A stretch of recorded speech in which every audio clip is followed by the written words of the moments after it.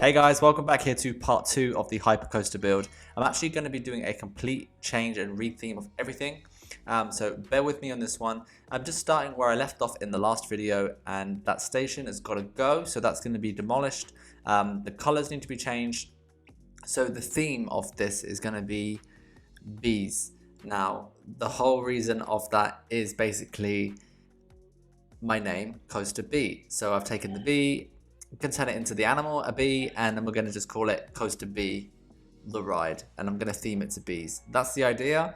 Something a bit fun, and I think it's kind of cool. And also, I'm actually really inspired by Fury 325, the coaster at Carowinds in Carolina, and that has like this kind of I'm not sure what animal it is. It's like a bee or a wasp or like a fly or something, and it also has this honeycomb kind of pattern that they used throughout the theming on the queue line, the entrance, etc. And I'm really inspired by that as well, and I think it's a really cool thing to do. So the theming of this kind of coaster isn't going to be like a fantasy world or anything. It's literally going to be what I love to do best, or what I love to do the most, and that's build realistic looking things, have things that look like they could be a part of a real theme park, and I'm just going to overlay the bee theme onto it. So think very kind of Cedar Fair type park, how they add a theme over, for example, like Fury 325. Hasn't really got a major theme, but has a small theme that they've laid on top. I'm obviously going to do a little bit more because in Parkitect I like to dress up my coasters a little bit more. Maybe in the real world, a park wouldn't have this much of a budget to spend on a theme for a giant coaster such as a B&M Hyper. But you know, I have unlimited money in Scenario Editor. I'm just going to go to town and just add theming. So starting off here with the entrance, I wanted to do this honeycomb kind of print here. Is it a print? I'm not sure what the word is. Design. And I want to use these neon lights to do so. Use Freedom 2K to kind of flip them around. It's looking cool, but actually what I show you in this clip today isn't actually what I actually do, because I wasn't really happy with it. The idea was there, the execution was not good, and I decided to completely redo the entrance and also a part of the queue line that I'll do in just a couple minutes. But basically what I decided to do is basically redo it exactly the same, but just better. A little bit more neater. I paid more attention to details and having everything line up a bit better. So I did that, but this is basically the general idea of what I did. We've got the word there, Coaster B. I'm going to light that up with some neon lighting as well. I'm going to make a frame behind this to keep it all up so it's looking like it's not just floating in the air. And it looks really cool at night time because of the neon lights light up that honeycomb. So it's going to look really awesome. Yeah, like I said, I'm just going to redo this all off camera, neater, and you'll see why I think. Because also I think the honeycombs were actually the wrong way around. I think like the pointy bit should actually be on the side and the flat part should be on the top. So I changed that as well. I just flipped them around 90 degrees. But yeah, that's basically the kind of entrance sign. I'm just going to put a frame up behind it, like with poles and everything, so it looks like it's all being attached. And I think that makes a really good entrance. It's very obvious where the entrance of the ride is. I've been thinking of some other details that you would find in a real park. So we're going to have like a lockers areas where people can store their stuff in the lockers. I'm going to have like a restaurant that's kind of themed to the ride in the area as well. We're going to do a flat ride. As you saw in the last episode, I did put down like a frisbee type gyro swing ride, and I'm going to theme that up as well to kind of tie in with the coaster. And put like a theme on that with something to do with bees. I'm thinking along the lines of like a stinger or something like that. That'd be a cool name and a cool little theme to add on. And then also at the end of the map where the actual station of the ride is, I'm going to do like a on-ride photo store where you can come in and buy some merchandise, that kind of thing. And I'm going to do like a speedy pass, fast pass type entrance as well for the coaster, so that the guests who have fast pass in the park. So I'm trying to think about all these little tiny little details that make a real coaster, you know, the realistic details that you would add to a coaster when you're going for realism. So that's the kind of entrance sign lighting up there in the dark. I think it looks really, really cool. So now I'm just going to go ahead and do the part of the queue line where it goes into like a cattle pen style. I'm going to go ahead and do like a theme or dress it up, and going to add like a kind of a roof onto it and have the kind of honeycomb going across the top of the queue and then up the side of the coaster. I think that would look kind of cool. First of all, I'm just adding in these like wooden fences at different heights just to kind of give the queue line fencing a little bit just make it more interesting. It was looking a bit boring, and I'm going to add some like bee signs and things along there as well at a later date.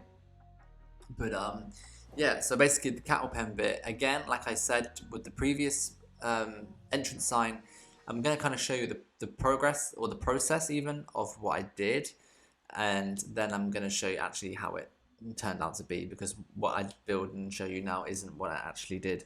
But the process is the same.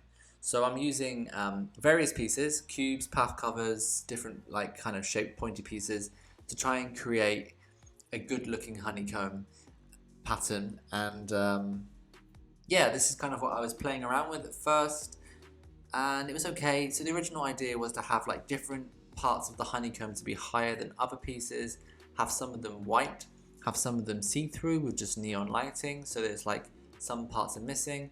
That wasn't really looking too good. I've just skipped ahead a little bit there for you because it got really boring. And yeah, and then basically I'm going to take the honeycomb print up the side of the coaster. And again, I think the honeycombs are actually in the wrong direction. So these are going to be flipped 90 degrees so that the flat bit's on the top again. The same as what I did with the entrance, but you can see what I'm going for. This is the idea. And now I'm just going to skip ahead again, and I'm going to go and show you actually what I did in just a moment, so bear with. Right now I'm just doing like a fence area in case there was like a problem and the guests need to get out of that kind of part of the ride. So I've added in like some gates there and a little path going through to another section of path, just in case. Here is basically what it looks like now. As you can see, it's a little bit different, much cleaner, better looking. I like what I did with the colors as well, and the same with the entrance there. I flipped those honeycombs 90 degrees. It looks way cleaner, way more better. I just paid a lot more attention to the details when putting it together and making sure everything lined up properly. And I think I'm really happy that I redid it, because yeah, the way it was, the idea was there, but yeah, the execution wasn't 100%. So that's that. And now basically for the station, I really wanted to build like an actual bee, but I wanted to do it kind of arty and have it a bit more of like just like a frame of a bee and have it a bit more abstract. So that's what I'm going to try and do. Obviously this isn't really possible without using Construction Anarchy and Freedom 2K. That's why I've been able to kind of flip these border curve pieces around, but obviously they go a bit off grid, so I've had to do it all by hand and place each one down and line them up myself. Yeah, this was a challenge, and I'm not the greatest, and I admit that, at building creatures, characters, and animals. If you know from previous videos, like in my studios park, I got Astrotron to help me out with building some dinosaurs, just because I'm not good at doing those kind of things. I don't know why, I just haven't got the eye for it or something. I'm really good at doing other stuff, but building animals and creatures is just not my thing. That's why I don't really ever do it. So yeah, he helped me out on that one with doing the dinosaurs, because I'm not great at it. So this time I'm by myself, I'm doing the bee, and yeah, I thought I'd just start off with kind of like the shape of a bee down the middle, and then just keep adding pieces on from there. So the kind of shapes there, maybe some of it's a little bit incorrect anatomically, but you know, it's just a game and I'm trying. It was really hard, like to get all the pieces in the right direction and stuff. It was a struggle. But yeah, so basically the theme of it is going to be a bit more of like an abstract arty version of like bee theming. I didn't want to go cutesy and have like fairy bees and things. So I've kind of gone for like the more kind of cyber neon type style, and having like all these different neon honeycomb patterns and like this like abstract looking bee. And I think once I put everything together, it really ties in quite nicely, and having it a bit more abstract I think pays off for this theme, having it a bit more modern. I could have just done like a black and yellow bee on the station and made it all fairy, but I think it would have been a bit weird, and that wasn't really the idea I was going for. If you know what Fury 325 looks like at night time, then you kind of know what I'm going for. But yeah, trying to flip all these different curved pieces around to build this bee was such a struggle, and I got there in the end, I think. But yeah, you'll see the struggle in a second with building the first two small wings. Like, I'm going to rotate this piece around forever now to try and find the correct position and angle, and it just goes on and on and on, and I literally just can't find the right. 1 hour later. And so I've skipped ahead because it took forever, and I've gone ahead off camera and done the bigger wings which I now realize are actually kind of in the wrong place. It should be slightly further back on the B, so it's not really anatomically correct. So I'm just going to redo those as well, just show you a little bit of the struggles that I had with rotating those pieces around, trying to find the correct angle. Oh god, it gave me such a headache. It was so difficult. And once I got one wing done, trying to copy that mirrored on the other side just wasn't it. Never doing it again. That was really, really hard. But there we go. There's the B. It looks a little bit like a fly, but it's done. I like it. I'm going to edit the legs a little bit, and I'm going to put neon lighting over all of it to make it kind of bright at nighttime and give it that kind of modern neon aspect theme, that look that I'm going for. And yeah, that's basically the station and the idea.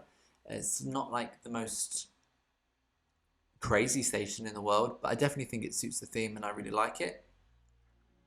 Just again playing with Freedom 2K now with the neon strips and trying to figure out like which angle to put them on and put them on this B. I actually kind of gave up a little bit with doing it. I think they could have more lights on it at the end, but you know what, another day. I'll come back to it because I can't do it anymore. The rotating pieces really got on my nerves.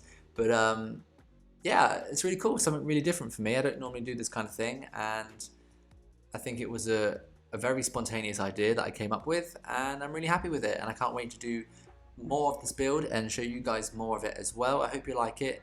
I'm going to leave a couple of screenshots at the end as always just to show you what I've done, and give me a thumbs up, and don't forget to subscribe if you haven't already. I really do appreciate it. And guys, thanks for watching my video, and I'll see you all next time. Bye!